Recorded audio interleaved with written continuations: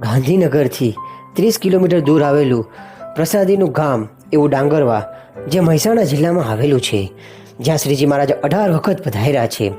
વેણીદાસભાઈનો પ્રસાદીનો માઠ આજે પણ ત્યાં દર્શન આપે છે.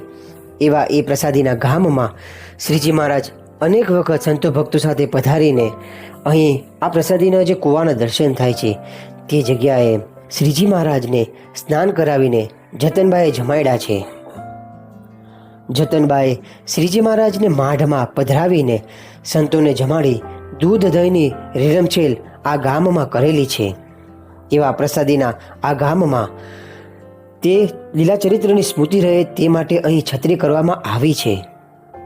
આવા આ પ્રસાદીના કૂવાના દર્શન જો એકવાર જીવનમાં થઈ જાય અને તેનો પાણીના છાંટા જો આપણા શરીરમાં પડી જાય તો આપણું જીવન ધન્ય ભાગ્ય થઈ જાય. એકવાર ડાંગરવા જરૂર પધારજો. જય શ્રી